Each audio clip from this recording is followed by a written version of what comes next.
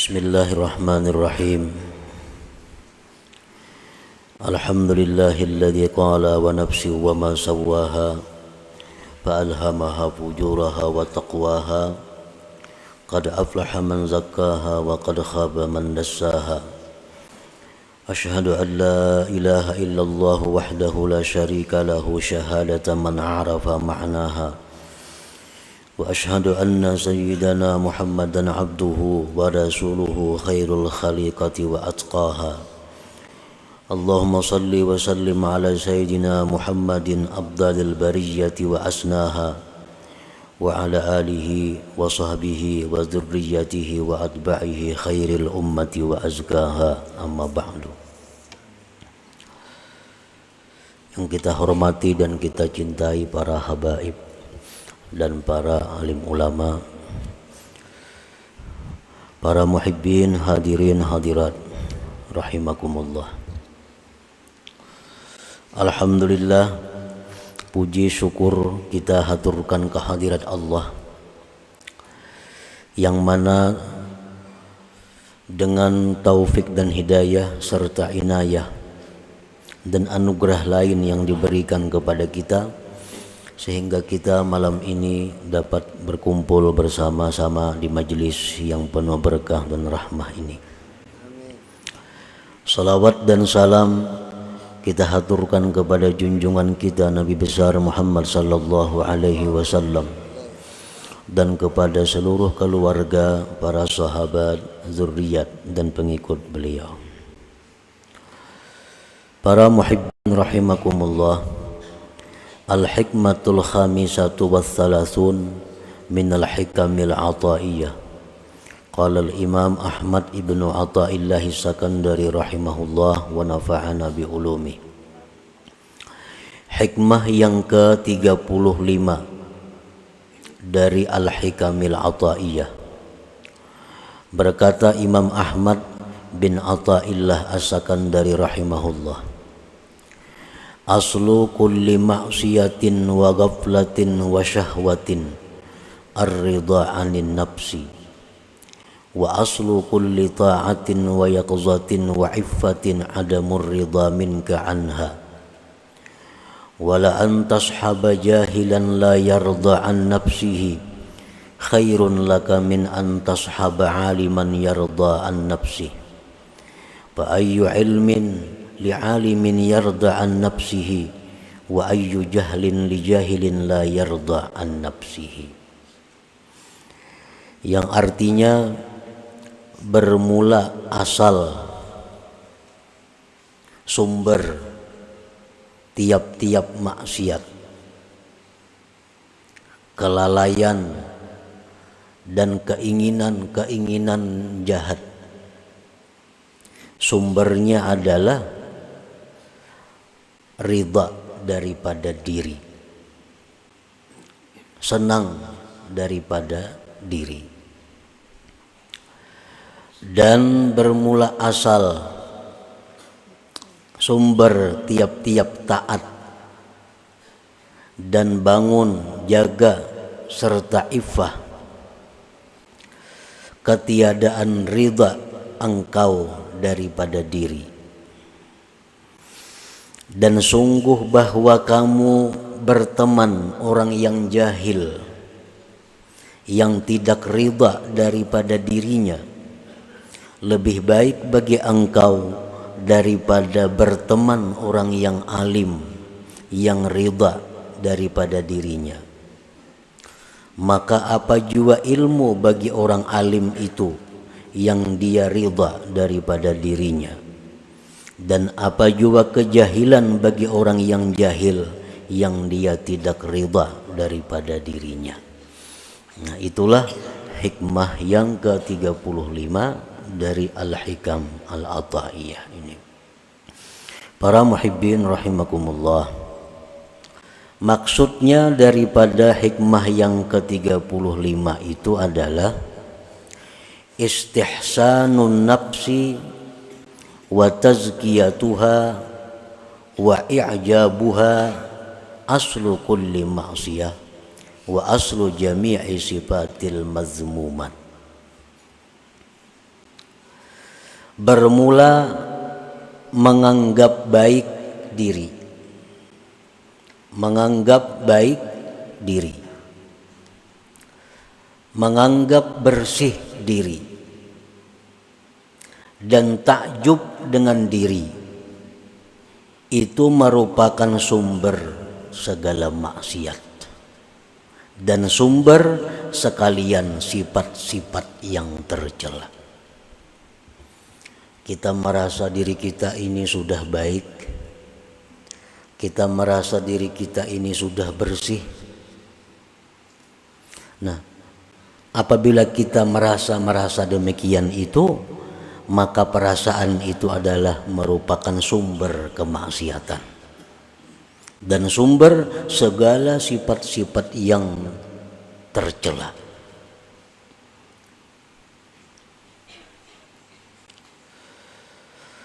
Pamanistahsanaha wa zakkaha wa a'jabaha istaulat alaihi al-ghaflah wa man istaulat alaihi al-ghaflah ghalabathu syahwah wa man ghalabat alaihi syahwah waqa'a fil ma'asi. Barang siapa yang merasa sudah baik dirinya, merasa dirinya sudah bersih, maka berkuasalah atasnya kelalaian, kelingahan. Orang kalau sudah merasa dirinya baik, sudah merasa dirinya itu bersih, sudah merasa dirinya ini kada ada lagi penyakit, maka dia akan lalai daripada mengawasi dirinya. Dia akan malas menambah ilmu pengetahuan.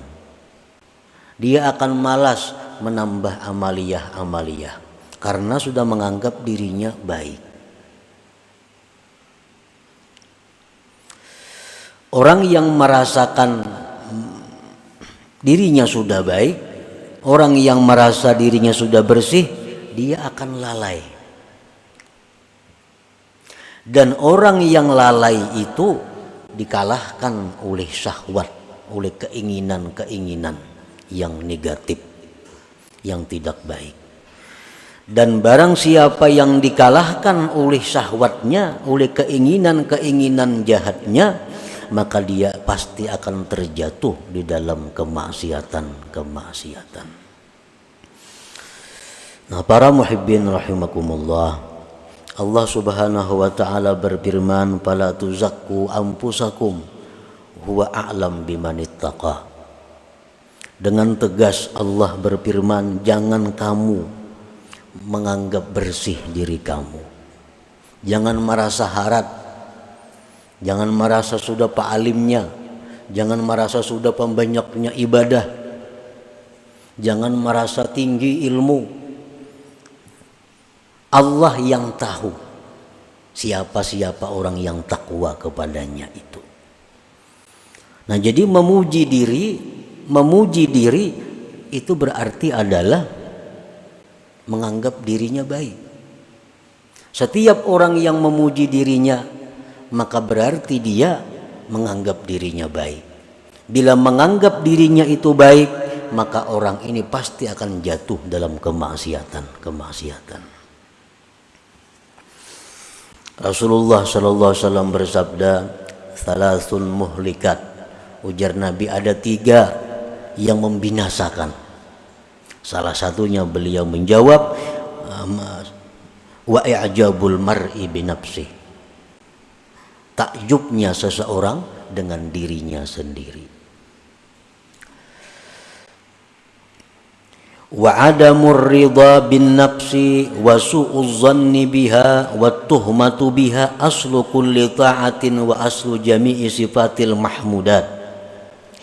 Ketiadaan ridha dengan diri, dia merasa dirinya nih kada baik, dan buruk sangka dengan dirinya, buruk sangka dengan diri sendiri, dan tidak percaya dengan diri sendiri, itu merupakan sumber segala taat. dan sumber sifat-sifat yang terpuji. Kalau kita merasa kotor, kalau kita merasa banyak penyakit, kalau kita merasa diri ini hina, nah itu adalah sumber kebaikan, sumber segala sifat yang terpuji.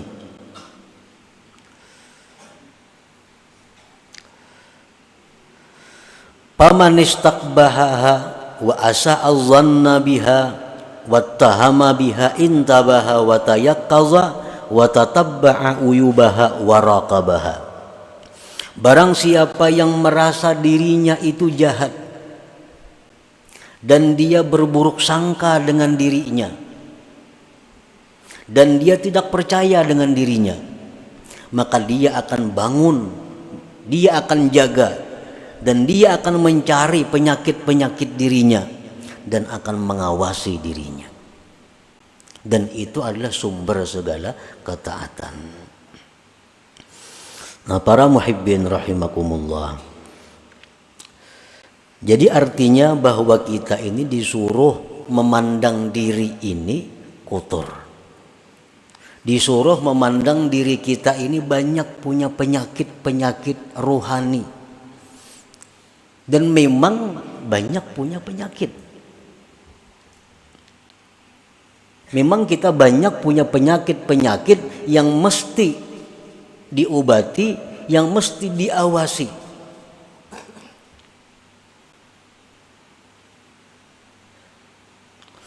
Imam Ghazali rahimahullah berkata, "Idza aradallahu bi'abdin khairan bassarahu bi'uyubi nafsihi." Apabila Allah menghendaki seorang hamba itu menjadi seseorang yang baik, Allah perlihatkan penyakit-penyakit dirinya.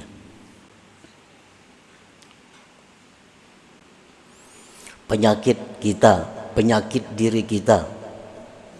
Pertama misalnya tulul amal. Artinya tulul amal itu kita merasa bahwa kita ini hidup lebih lama lagi.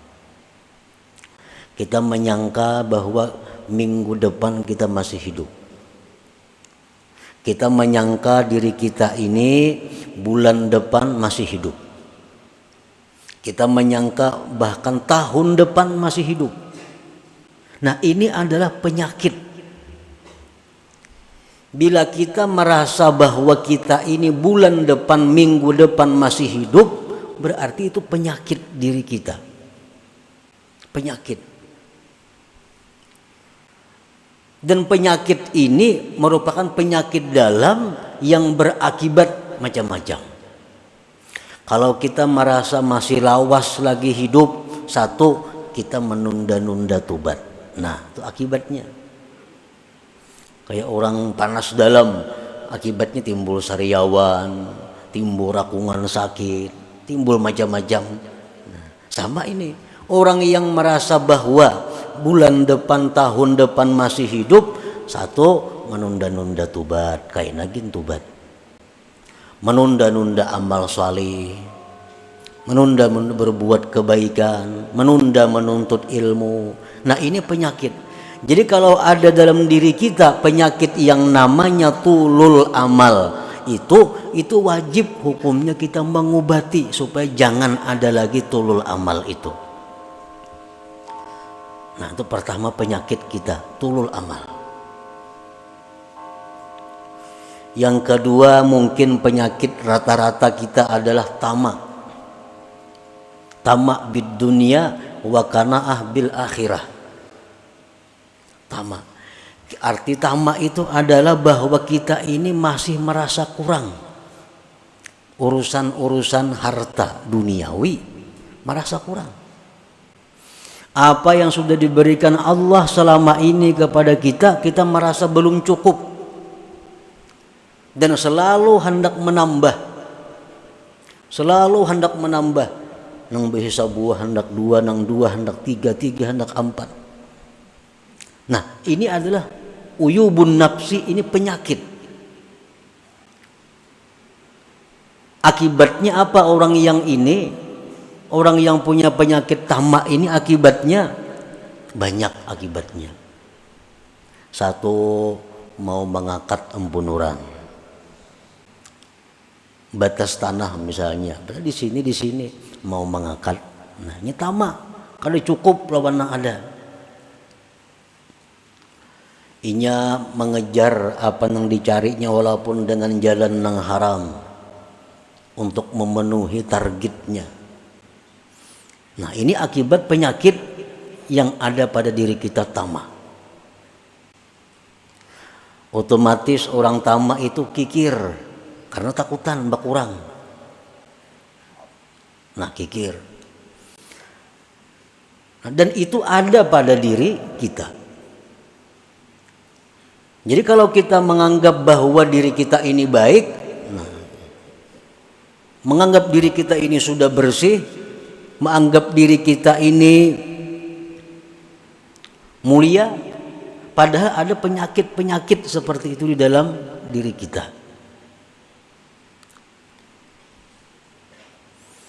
Penyakit yang ada dalam diri kita lagi ada ria, itu sudah ada ria. Beramal, beribadah itu bukan karena Allah. Ada juga orang beramal, beribadah itu karena Allah, tapi minta dibalas di dunia. Ria juga. Orang baca surah Waqiah mudahan dapat rezeki berlimpah ruah. Orang membaca amalan ini supaya jadi orang dimuliakan oleh manusia. Orang baca amalan wirid ini supaya dihormati oleh manusia. Walaupun dia itu karena Allah, tapi tujuannya manfaat amalan itu dalam dunia. Nah ini pun kalau ada dalam diri kita penyakit. Nah, apabila Allah Subhanahu wa ta'ala menghendaki kita ini menjadi orang yang baik, Allah memperlihatkan kepada kita penyakit-penyakit diri kita. Pemarah. Pemarah itu penyakit. Sedikit-sedikit sarik. Kalau marahnya itu marah fillah, itu disuruh. Arti marah fillah itu marah di jalan Allah. Nah, ada orang yang melanggar hukum Allah, dia marah. Melanggar hukum Allah. Ada pemarah ini kada. Kalau ada sesuatu yang kada cucuk lawan inya, marah. Nah itu pemarah ngarannya. Dan pemarah ini penyakit. Bisa berakibat dendam, bisa berakibat berniat buruk kepada orang lain. Nah bermula dari pemarah. Orang yang merasa dirinya pemarah itu wajib hukumnya fardu ain menghilangkan penyakit pemarah itu. Sebab dengan adanya marah itu kita dipermainkan syaitan seperti bola. Ditendangnya ke sana, tendangnya ke sini. Dan orang yang sudah pemarah itu berkata-kata yang tidak terukur lagi. Kada tahu orang tua, kada tahu kuitan, kada tahu siapa. Bila sudah marah itu macam-macam. Allah Subhanahu wa ta'ala memuji di dalam Al-Quran, wal kazimin al ghaiza, orang-orang yang mampu menahan marahnya.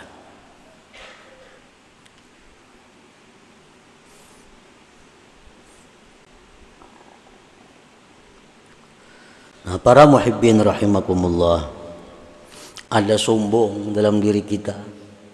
Nah, semua itu penyakit. Tetapi penyakit-penyakit ini selama kita masih hidup, nah, belum kelihatan, belum terasa. Begitu kita mati, maka penyakit-penyakit ini akan menjadi serigala, menjadi kala, menjadi ular yang menggigit kita. Nah, penyakit-penyakit itu.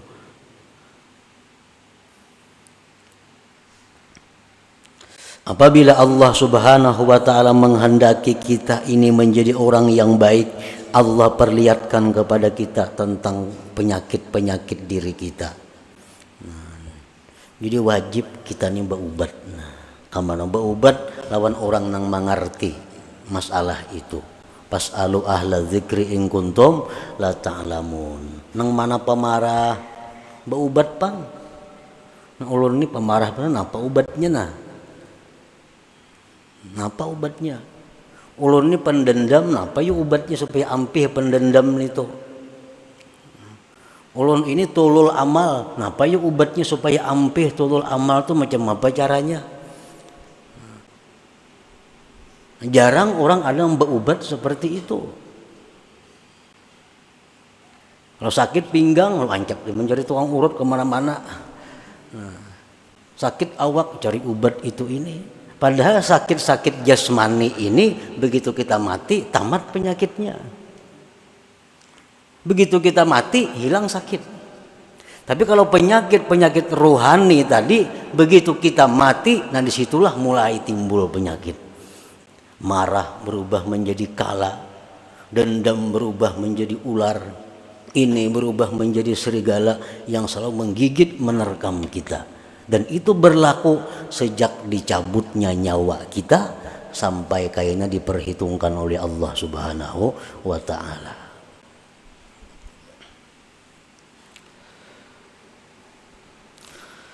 Para muhibbin rahimakumullah. Qala Abu Habsin radhiyallahu anhu mundu arba'ina sanatan i'tikadi fi nafsi anna Allah yanzuru ilayya nadhara sukhti. Ujar Abu Hafs radhiyallahu anhu berkata, sejak 40 tahun aku ini berkeyakinan dalam diriku bahwa Allah itu marah kepadaku. Padahal ini orang wali, Abu Habsin radhiyallahu an. Ujar Sidin, sejak 40 tahun yang lalu aku tuh berkeyakinan dalam hatiku ini Allah tuh selalu marah kepadaku.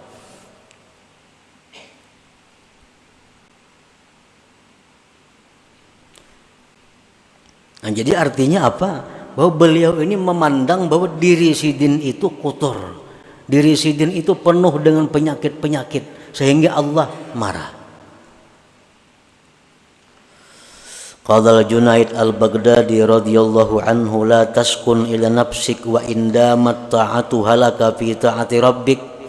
Ujar Imam Junaid al-Baghdadi, kamu jangan merasa tentram dengan diri engkau sekalipun selamanya diri engkau itu taat bagi engkau untuk taat kepada Allah. Padahal diri kita ini selama ini hakun tarus taat kepada Allah, hakun tarus nuntut ilmu, diri kita hakun tarus beramal, diri kita ini hakun tarus berbuat baik. Walaupun demikian jangan kamu merasa tentram dengan diri itu, karena satu saat diri ini bisa berubah menjadi yang jahat. Berkata lagi sebagian ulama, wa man nadhara ilaiha bistihsani syai'in minha faqad ahlakaha.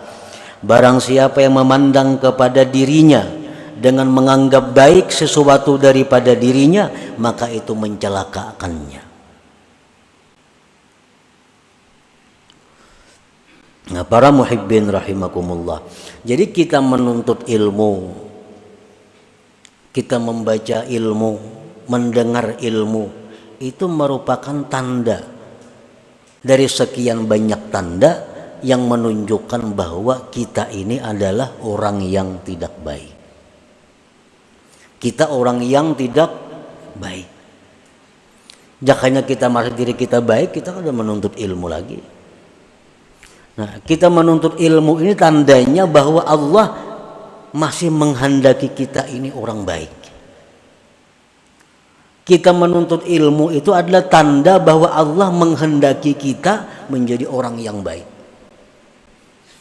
Nah, bila kita sudah malas menuntut ilmu, kita malas sudah mencari kesalahan diri, nah ini alamat bahwa Allah sudah meninggalkan kita. Allah sudah berpaling daripada kita, dan itu tanda kebinasaan kita. Nah, para muhibbin rahimakumullah. Fasuhbatu man lam yarda bi nafsihi walau kana jahila khairun laka wa anfa min suhbati man yarda bi nafsihi walau kana alima. Bersahabat bakawan lawan orang nang menganggap dirinya hina. Kita bersahabat lawan orang yang menganggap dirinya banyak penyakit. Kita bersahabat lawan orang yang merasa dirinya kotor. Walaupun dia jahil orangnya, lebih baik bersahabat dengan itu daripada kita bersahabat orang yang merasa dirinya selamat, merasa dirinya baik, merasa dirinya terpuji, walaupun dia adalah orang yang alim. Ini ada orang kada alim, tapi ini merasa dirinya tuh kotor, merasa dirinya itu kada baik, merasa diri itu jauh daripada rahmat Tuhan. Padahal orangnya kada berilmu kada. Nah, baik itu kita kawani, kita temani daripada orang yang merasa dirinya ini bersih, yang memuji-muji dirinya, berkisah keistimewaan dirinya, walaupun dia aliman, walaupun dia alim. Nah, itu maksudnya tadi la'an tashaba jahilan la yarda an nafsi khairun laka min an tashaba aliman yarda an nafsi. Nah, para muhibbin rahimakumullah. Jadi kesimpulan yang ada di dalam hikmah ke-35 ini hendaknya kita adalah mencari penyakit-penyakit rohani kita. Nah, kita cari diri kita ini apa kelemahannya. Mungkin ada tama, ada sombongnya, ada riyaknya, ada bakhilnya, ada dendamnya, ada. Nah, kita cari kesalahan diri kita. Nah, imbah itu hanya kita berusaha mengobatinya. Takunakan. Nah, ulun ini adakah ini penyakit? Nah, apa yang bagus amalannya supaya penyakit itu hilang? Pemantang-pemantangnya apa?